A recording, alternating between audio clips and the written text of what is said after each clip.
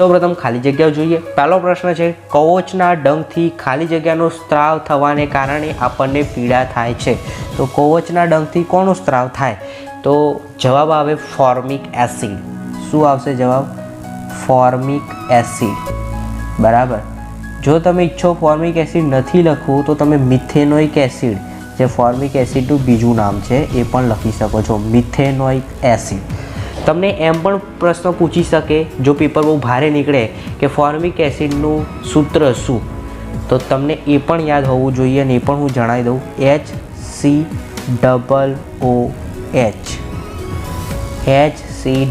HCOOH। Formic acid એ કવચના ડંખથી સ્ત્રાવ પામે છે, જેના લીધે આપણને પીડા થાય। એનું બીજું નામ મિથેનોઇક એસિડ, એનું અણુસૂત્ર HCOOH। ક્લિયર? મિથેનોઇક એસિડ પૂછે તો અહીં Hની જગ્યાએ CH3 લગાવી દેવાનું, એટલે મિથેનોઇક એસિડ થઈ ગયું તમારું। સોરી, ઇથેનોઇક એસિડ પૂછે તો આ મિથેનોઇક એસિડ માટે HCOOH। બીજો પ્રશ્ન છે, સોલ્ડર એ ખાલી જગ્યાની મિશ્ર ધાતુ છે। ખાસ યાદ રાખજો, સોલ્ડર એ કોની મિશ્ર ધાતુ છે? તો ટીન અને લીડ, બરાબર। શું લખવાનું? SN એટલે ટીન, PB એટલે લીડ। યાદ રાખજો, SN એ કોની સંજ્ઞા છે? તો ટીન, જેની સંજ્ઞા SN થાય, PB એટલે લીડ થાય। તો સોલ્ડર એ ટીન અને લીડની મિશ્ર ધાતુ છે। ત્રીજો પ્રશ્ન છે વિદ્યાર્થી મિત્રો, ખાલી જગ્યા અંતઃસ્ત્રાવનું લક્ષ્ય અંગ હૃદય છે, તો એવું કયો અંતઃસ્ત્રાવ છે જેનું લક્ષ્ય હૃદય છે? તો જવાબ શું આવશે? એડ્રીનાલિન। ખાસ યાદ રાખજો, એડ્રીનાલિન જે અંતઃસ્ત્રાવ છે જેનું લક્ષ્ય અંગ એ હૃદય કહી શકાય, બરાબર। તો તમારામાં જવાબ આવશે એડ્રીનાલિન। ખાસ જોઈ લેજો કેવી રીતે લખવાનું, એડ્રીનાલિન।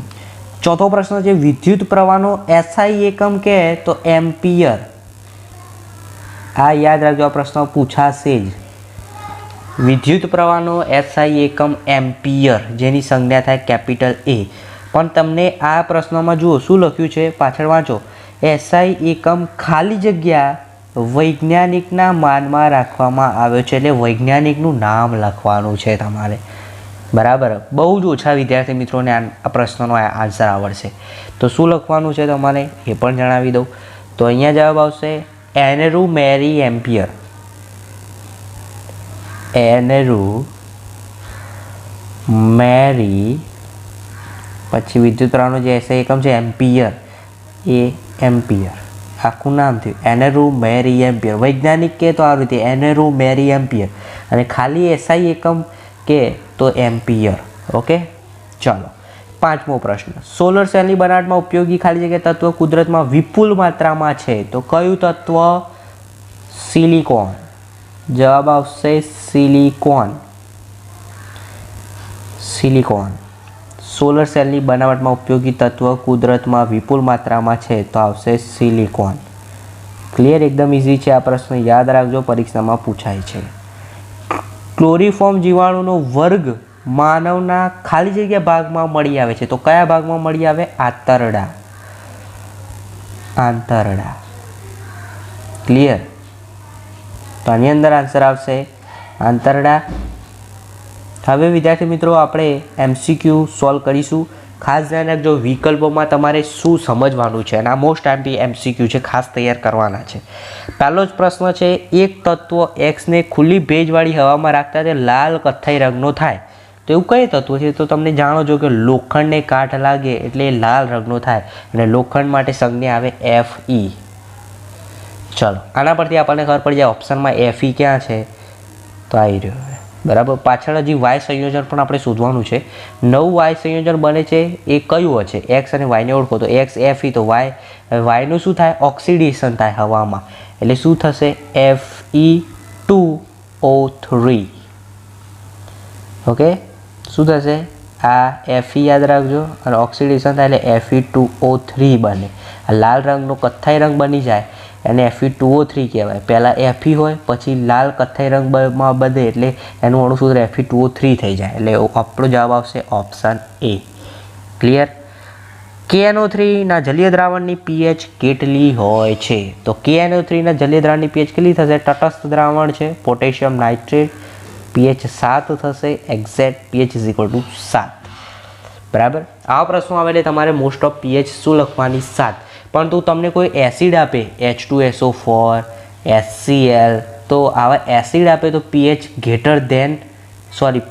લેસ ધેન 7 એટલે 7 કરતાં ઓછી હોય. આવા એસિડ આપે અને તમને બેઝ આપે NaOH, sodium hydroxide, potassium hydroxide, તો એની pH 7 કરતાં વધારે આવે. એસિડ આવે તો લેસ ધેન 7, બેઝ આવે તો ગ્રેટર ધેન 7.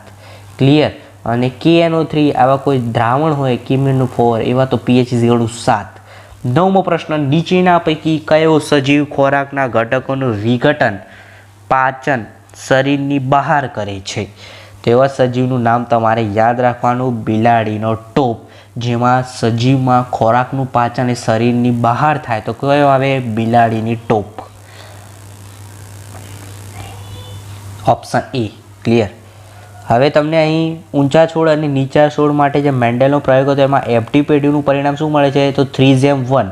ઊંચા 3 મળે, નીચા 1 મળે. તો ઊંચા એટલે 3:1. ઓપ્શન B તમારો સાચો જવાબ આવશે. ક્લિયર. 60 હર્ટ્ઝ આવૃત્તિવાળો AC વિદ્યુત પ્રવાહ 1 સેકન્ડમાં કેટલી વખત દિશા બદલે?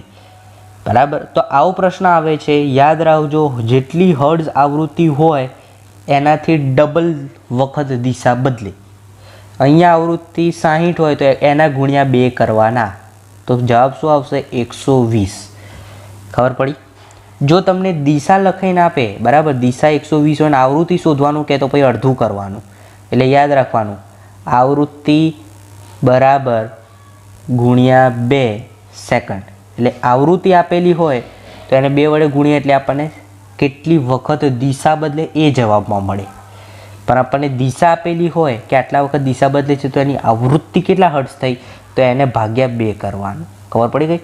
અહીંયા દાખલા તરીકે પરીક્ષામાં 40 હર્ટ્ઝ છે તો આપણે જવાબમાં શું લખવાનું? 80 ગુણ્યા 2. ખબર પડી ગઈ?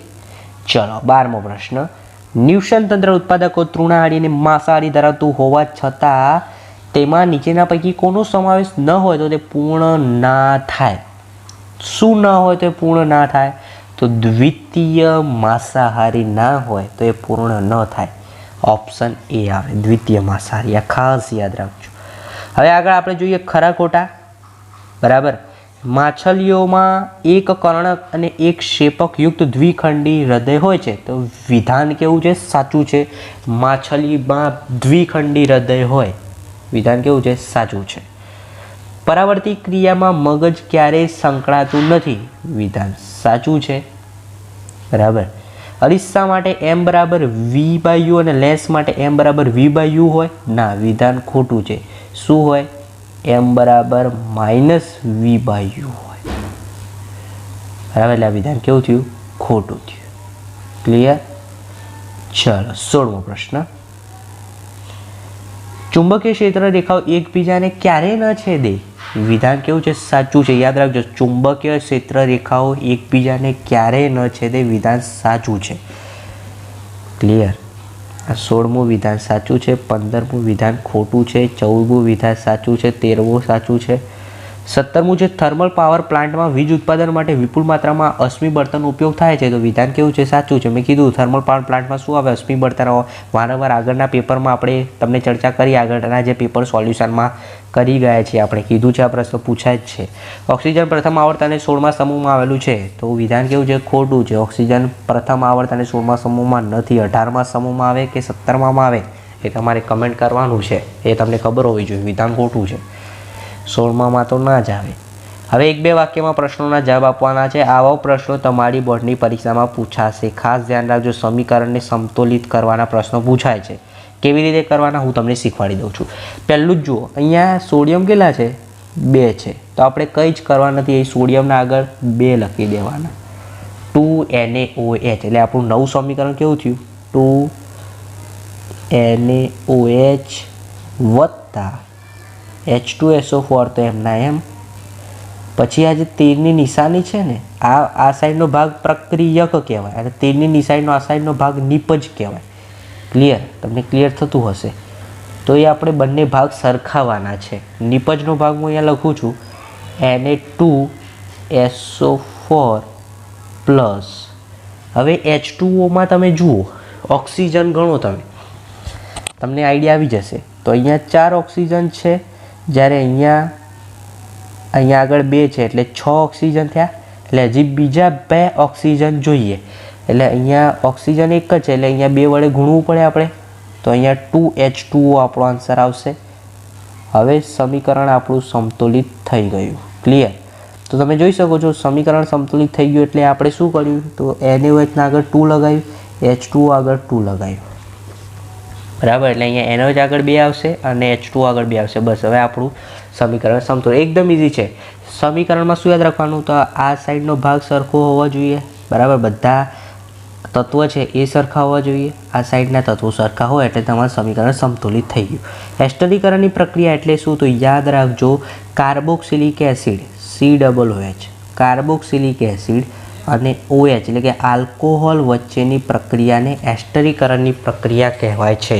ફરીથી શબ્દોમાં તમારે આ રીતે લખવાનું છે, કાર્બોક્સિલિક એસિડ અને આલ્કોહોલ વચ્ચેની પ્રક્રિયાને એસ્ટરીકરણની પ્રક્રિયા કહેવાય છે. જંગલી કોબીજમાંથી કૃત્રિમ પસંદગી પ્રક્રિયાની ઉત્પન્ન થયેલી 5 શાકભાજી તો તમને આવડે, કેલે, બ્રોકોલી, ફુલાવર, કોબીજ, બરાબર, વગેરે. આ શાકભાજીના નામ તમારે લખવાના છે. પરાવર્તનના નિયમો આ ખાસ યાદ રાખજો. ઓહમનો નિયમ ખાસ તૈયાર કરી દેજો. નિવસન તંત્ર શું છે ખાસ તૈયાર કરજો, પરીક્ષામાં 100% પૂછાશે નિવસન તંત્ર. હવે 2 ગુણમાં તમારે કયા પ્રશ્નો તૈયાર કરવાના છે હું તમને સમજાવી દઉં. અહીંયા જોઈ લો ખાસ, બધા જ પ્રશ્નો હું તમને સમજાવી દઈશ જેથી તમને કોઈ જ જે છે એ પ્રશ્ન ફેરવીને પૂછાય, બરાબર, તો પણ વાંધો નહીં આવે. ગમે તે પ્રશ્ન પૂછાય તમને 100% આવડશે. વિસ્થાપન પ્રક્રિયા કોને કહેવાય એનું ઉદાહરણ તો આ ખાસ કરી દેજો. વિસ્થાપન પ્રક્રિયા, યોગશીલ પ્રક્રિયા, ઓક્સિડેશન રિડક્શન પ્રક્રિયા, આ પ્રક્રિયાઓના પ્રશ્નો ખાસ તૈયાર કરી દેજો. ત્યારબાદ છે પીએચનું મહત્ત્વ, દાંતનું શયનમાં પીએચનું મહત્ત્વ એ ખાસ તૈયાર કરી દેજો. સૂચક શું છે? એસિડ બેઝની પરખ માટે વપરાતા સૂચકો ખાસ તૈયાર કરી દેજો. બરાબર? પવન ઉર્જાના ઉપયોગો કરવામાં રહેલી મર્યાદાઓ. ત્યારબાદ સંયોજનનું નામ લખો. તો તમે જોઈ શકો છો આ સંયોજન છે તો આપણે કાર્બન ગણવાના. 1 2 3 4 5. 5 હોય તો જવાબ શું આવશે? પેન્ટેન. હું તમને શીખવાડી દઉં, 1 થી 10 એ 10 કાર્બનના નામ તમને શીખવાડી દઉં. 1 હોય તો મિથેન, લખો નોટમાં. 2 હોય તો ઇથેન, 3 હોય તો પ્રોપેન, 4 હોય તો બ્યુટેન, 5 હોય તો પેન્ટેન, 6 હોય તો હેક્ઝેન, 7 હોય તો હેપ્ટેન, 8 હોય તો ઓક્ટેન, 9 હોય તો નોનેન અને 10 હોય તો ડેકેન.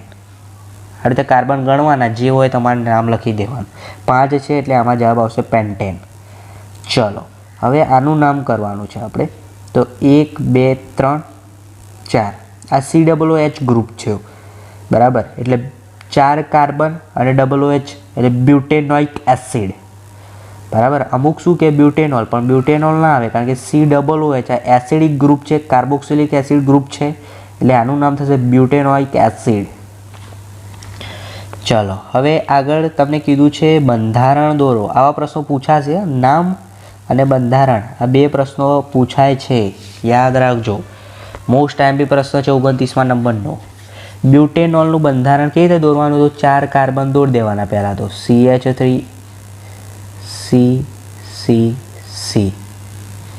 CH3. હવે હું અહીંયા OH મૂકી દઉં, બરાબર, તો અહીંયા એક H આવશે કારણ કે કાર્બનની સંયોજકતા 4 છે. અહીંયા ડબલ H આવશે. તો આ રીતે બની ગયું આપણું આ બ્યુટેનોલ. ઇથિન, તો ઇથિન તો આપણે જાણીએ જ છીએ 2 કાર્બન હોય અને ઇન છે એટલે ડબલ બોન્ડ, બરાબર. હવે અહીંયા શું આવશે? CH2 ડબલ બોન્ડ CH2, આપણું ઇથિન. ઇથેન કહેતો CH3 CH3. ઇથાઇન કહેતો 3 ટ્રિપલ બોન્ડ આવે, CH ટ્રિપલ બોન્ડ CH, આપણું ઇથાઇન થયું. ઇથિન કહેતો આવી રહ્યું એનો જવાબ. યાદ રહેશે, એકદમ ઇઝી છે. ચલો, અષ્ટકનો નિયમ, ન્યૂલેન્ડનો અષ્ટકનો નિયમ અને ડોબ્રેનરનો ત્રિપુટીનો નિયમ, આ બે પ્રશ્નો કરી દેજો. 100% બેમાંથી એક આવશે ને આવશે. ન્યૂલેન્ડનો અષ્ટકનો નિયમ અને ત્રિપુટીનો નિયમ, આ બેમાંથી એક હશે ને હશે. પછી પુનર્જનન આકૃતિ જરૂર નથી, બરાબર. ત્યારબાદ આ એક દાખલો પૂછવાની શક્યતા ખૂબ જ ઓછી છે, બરાબર. અને જો પૂછાઈ જાય છે તો તમારે એમ પણ નીકળી જશે, કારણ કે કંઈક 10માંથી 8 ને એવટા લખવાના છે, એટલે ઓપ્શનમાંથી તમારે નીકાળી દેવાનો. ઇલેક્ટ્રોમેગ્નેટના બે ઉપયોગો પૂછાઈ શકે છે. વિદ્યુત ચુંબકીય પ્રેરણ છે, તમારી શાળામાં પરાવર્તનને લગતો પ્રશ્ન. કોલસા અને પેટ્રોલિયમનો ઉપયોગ જે છે, આ પણ પ્રશ્ન એક IMP છે. હવે વિદ્યાર્થી મિત્રો 3 ગુણના પ્રશ્નો ખાસ તૈયાર કરી દેજો. સોડિયમ ક્લોરાઇડનું નિર્માણ જે છે પૂછાય. મિસેલની રચનાની ક્રિયાવિધિ, આ પણ IMP પ્રશ્ન છે. પરમાણ્વીય કદ એટલે શું? આવર્ત અને સમૂહના તત્વોનું પરમાણ્વીય કદ તમને પૂછાઈ શકે છે. વનસ્પતિ અંતઃસ્ત્રાવ, માસિક ચક્ર, ઋતુસ્રાવ, આ મોસ્ટ IMP પ્રશ્ન છે, વારંવાર પરીક્ષામાં પૂછાય છે. કાર્યસદર્શ અંગો અને આ એક દાખલો જે છે એ પણ પૂછાઈ શકે છે, બરાબર. લઘુ દ્રષ્ટિની ખામી અને ગુરુ દ્રષ્ટિની ખામી, આ બે પ્રશ્નોમાંથી એક પ્રશ્ન હોઈ શકે છે, ખાસ તૈયાર કરી દેજો. ફરીથી કહું છું, લઘુ દ્રષ્ટિની ખામી તૈયાર કરી દો, બરાબર. ગુરુ દ્રષ્ટિની ખામી, આ પણ બે પ્રશ્નો તૈયાર કરી દો. અને ત્રીજું, ઓઝોન સ્તરવાળો પ્રશ્ન તૈયાર કરી દો. એટલે 3 ગુણમાંથી આ 2-3 પ્રશ્નો તમારે આવી જાય તો પણ 9-10 માર્ક્સ તમારે એમનેમ થઈ જશે. વિભાગ C ની વાત કરું છું. અને માસિક ચક્ર ઋતુસ્રાવવાળો પ્રશ્ન પણ IMP છે, બરાબર. ઓઝોન કેવી રીતે નિર્માણ પામે, ઓઝોન સ્તરની અગત્યતા, એ મોસ્ટ IMP પ્રશ્ન. હવે 4 ગુણના પ્રશ્નો જોઈ લઈએ. એની અંદર હું તમને જણાવું ને એ જ પ્રશ્નો તમે ખાસ તૈયાર કરી દેજો વિદ્યાર્થી મિત્રો, એટલે તમને કોઈ જ પ્રોબ્લેમ નહીં પડે. ઓકે, વિભાગ D ની વાત કરીએ આપણે. તો વિભાગ Dમાં ઉત્સર્જન તંત્ર, શ્વસન તંત્ર, ખાસ કહું છું ઉત્સર્જન તંત્ર તો ખાસ તૈયાર કરજો. ત્યારબાદ વિરંજન પાવડરના બનાવટ, એની ઉપયોગો ખાસ તૈયાર કરી દેજો. POP, પ્લાસ્ટર ઓફ પેરિસની બનાવટ ઉપયોગો ખાસ તૈયાર કરી દેજો. ત્યારબાદ સક્રિયતા શ્રેણીમાં સૌથી નીચે રહેલા, ઊંચે રહેલા અને મધ્યમાં રહેલા ધાતુનું નિષ્કર્ષ, આ 3 પ્રશ્નોમાંથી એકાદું હોઈ શકે. ખોરાકનું પાચન કેવી રીતે થાય તે સમજાવ, એટલે પાચન ક્રિયા સમજાવવાની છે, આ પ્રશ્ન IMP છે. લિંગી પ્રજનન વનસ્પતિની અંદર, સપુષ્પી વનસ્પતિ. ત્યારબાદ આ અંતર્ગોળ અરીસા, નાના દર્પણ મુખવાળા અંતર્ગોળ અરીસા માટે, બરાબર. મુખ્ય કેન્દ્ર પર મૂકતા પ્રતિબિંબનું સ્થાન, પ્રકાર, પરિણામનું કિરણ આકૃતિ દોરીને એનું વર્ણન કરવાનો પ્રશ્ન પૂછાઈ શકે છે. અવરોધનું શ્રેણી જોડાણ, મેં તમને વારંવાર કીધું છું, આ 2 પ્રશ્નોમાંથી એક હશે જ, લખી રાખો. શ્રેણી જોડાણ, સમાંતર જોડાણ. શ્રેણી જોડાણનું અવરોધનું સૂત્ર તારવો, અથવા તો બીજો પ્રશ્ન પૂછાય સમાંતર જોડાણ માટે અવરોધનું સૂત્ર. તો આ 2 પ્રશ્નો થયા. અને ત્રીજો પ્રશ્ન લખો, વિદ્યુત મોટરની રચના કાર્ય પદ્ધતિ. મોસ્ટ IMP પ્રશ્ન છે, વિદ્યુત મોટરની રચના કાર્ય